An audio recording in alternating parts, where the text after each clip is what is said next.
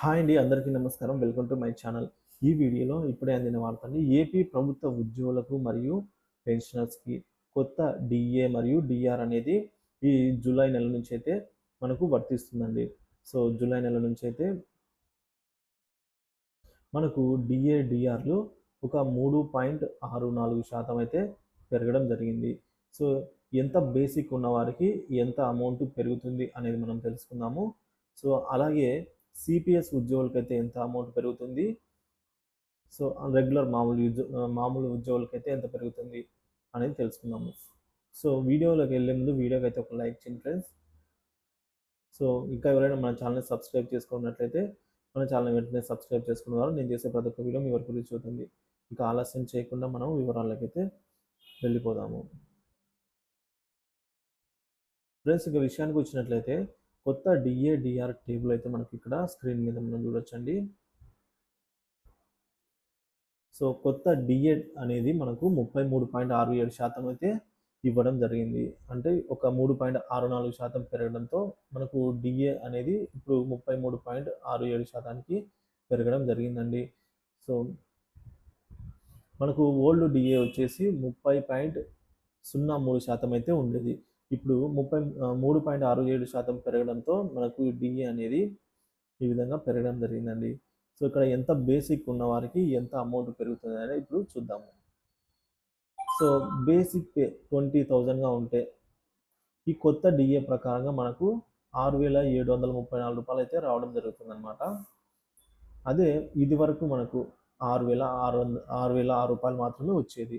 కానీ ఇప్పుడు ఈ 3.64% పెరగడంతో ఈ డిఫరెన్స్ అనేది మనం ఇక్కడ గమనించవచ్చు. 728 రూపాయలు అయితే బేసిక్లో పెరగడం జరుగుతుంది. సో 20,000 బేసిక్ ఉన్న వారికి ఇంత అమౌంట్ అయితే పెరుగుతుందండి. ఇది రెగ్యులర్ ఉద్యోగులకి.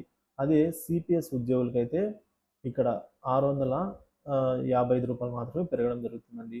ఎందుకంటే సిపిఎస్ ఉద్యోగులకి 10% అనేది వారి యొక్క ప్రాన్ ఖాతాలో, అంటే వారి యొక్క ప్రాన్ అకౌంట్లో జమ అవుతుంది కాబట్టి 10%.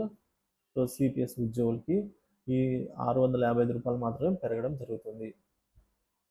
సో ఇప్పుడు ఎంత బేసిక్ ఉన్న వారికి ఎంత పెరుగుతుంది అనేది అర్థమైంది కదండి. సో ఇక్కడ టేబుల్లో మీరైతే చెక్ చేసుకోగలరండి. సో వరుసగా టేబుల్లో అయితే చెక్ చేసుకోవచ్చు. సో ఫ్రెండ్స్, 27,500 బేసిక్ ఉన్న వాళ్ళకు 1000 రూపాయలు అయితే పెరుగుతుంది అదనంగా రెగ్యులర్ వాళ్ళకి. అదే సిపిఎస్ వాళ్ళకైతే 900 రూపాయలు, ఎందుకంటే వాళ్ళకు 10% డిడక్ట్ అయితే అవుతుంది కాబట్టి. సో ఇదే తరహాలో మనము మిగతాయి కూడా చెక్ చేసుకోవచ్చండి. సో ఇక్కడ బేసిక్ 30,830 రూపీస్ ఉన్నట్లయితే వారికి ఈ అమౌంట్ పెరుగుతుంది రెగ్యులర్ వాళ్ళకి. సో అట్లా మీరు చెక్ చేసుకోవచ్చు ఫ్రెండ్స్.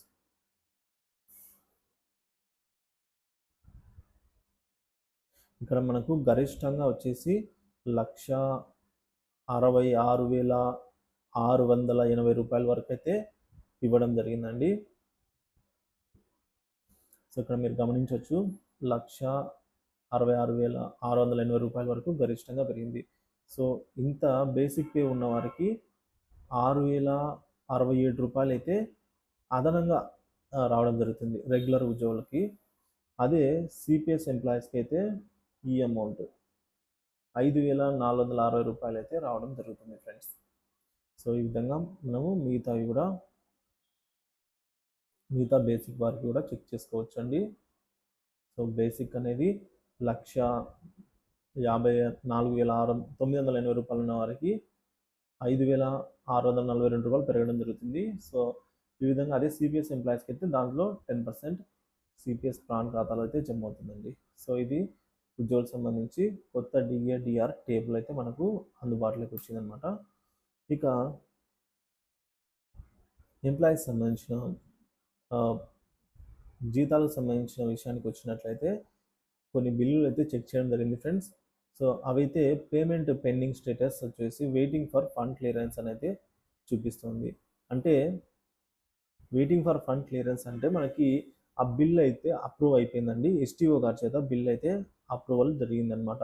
సో కాబట్టి మనకు బిల్ అనేది ఇప్పుడు వెయిటింగ్ ఫర్ ఫండ్ క్లియరెన్స్ స్టేజ్లో అయితే చూపిస్తోంది. సో ఇటువంటి బిల్లులన్నీ కూడా మనకు ఆగస్టు 1వ తేదీనే ఆగస్టు 1 కల్లా జమ అయ్యే అవకాశం ఎక్కువ ఉందండి. ఎందుకంటే ఈ బిల్ అయితే వెయిటింగ్ ఫర్ ఫండ్ క్లియరెన్స్లో ఉంది కాబట్టి ఇంకా ఈ ఈ బిల్ వచ్చేసి వెంటనే ఆర్బీఐ ఈక్వల్ స్టేజ్కి వెళ్ళడము, తర్వాత బ్యాచ్ నెంబర్స్ అలాట్ అవ్వడము, సో ఆ తర్వాత జీతం మరియు పెన్షన్ జమ అవ్వడం జరుగుతుందండి. ఉద్యోగులకైతే జీతము, పెన్షనర్స్కి అయితే పెన్షను. సో ఈ విధంగా ఇంకా పెన్షనర్స్ విషయానికి వచ్చినట్లయితే పెన్షనర్స్ యొక్క పే స్లిప్స్ అనేది ఇంకా డౌన్లోడ్ కావడం లేదండి. అంటే పెన్షనర్స్ యొక్క బిల్స్ అయితే అప్లోడ్ చేస్తున్నారు.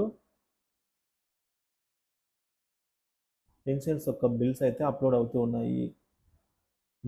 డీడీఓ గారైతే అప్లోడ్ చేస్తూ ఉన్నారు. కానీ ఇంకా అవి మనకు అప్రూవల్ రావడం లేదు. సో మొదటగా మనకు ఉద్యోగులకు సంబంధించిన ఎంప్లాయీస్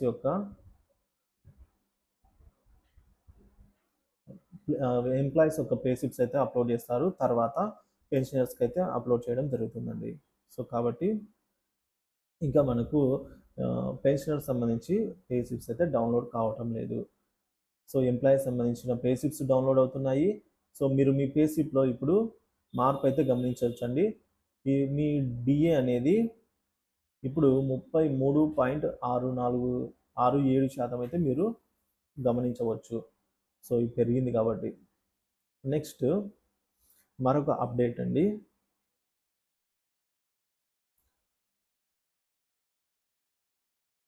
సో ఇక్కడ మనం చూసుకున్నట్లయితే ఒక అప్డేట్ రావడం జరిగిందండి ఉద్యోగులకు సంబంధించింది. ఏంటంటే సివిల్స్లో దివ్యాంగుల కోటా ఎందుకు ఉండాలి అని స్మితా సబర్వాల్ గారు అయితే అడగడం జరిగిందండి.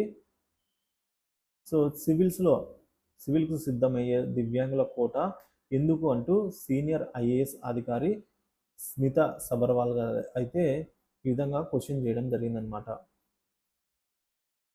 సో దివ్యాంగులను నియమించుకోగలమా?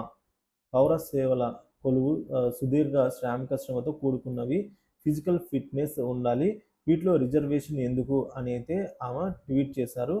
ఇప్పుడు ఈ ట్వీట్ అనేది మనకు దుమారం రేపుతుందండి. ఎందుకంటే ఇది కొంచెం వివాదాస్పదమైన ట్వీట్గా అయితే పరిగణించవచ్చు. ఎందుకంటే ఎవరైనా సరే దివ్యాంగులు కావచ్చు, ఎవరైనా కావచ్చు, వారు కూడా వాళ్ళ యొక్క లైఫ్ని అయితే ఏదో సాధించాలి, అచీవ్ చేయాలని అయితే ఉంటారు. సో అది ఫిజికల్లీ హ్యాండిక్యాప్ అనేది వాళ్ళకి అది ఆటంకం కాదు అని అయితే చాలామంది క్వశ్చన్ చేస్తున్నారండి. సో దీనికి సంబంధించి ఫ్యామిలీ పెన్షనర్ కేసులు డిపెండ్ ఫ్యామిలీ మెంబర్స్కి చాలామంది కుమారులకు, కుమార్తెలకు కూడా వికలాంగ కోట ఉంది, ఫ్యామిలీ పెన్షన్ రావాల్సిన వారు చాలామంది అయితే ఉన్నారు అని అయితే చెప్తున్నారు. సో ఇది ఫ్రెండ్స్ ఇప్పటి వరకు తాజా సమాచారం. వీడియో నచ్చినట్లయితే లైక్ చేయండి, షేర్ చేయండి. Thank you for watching this video.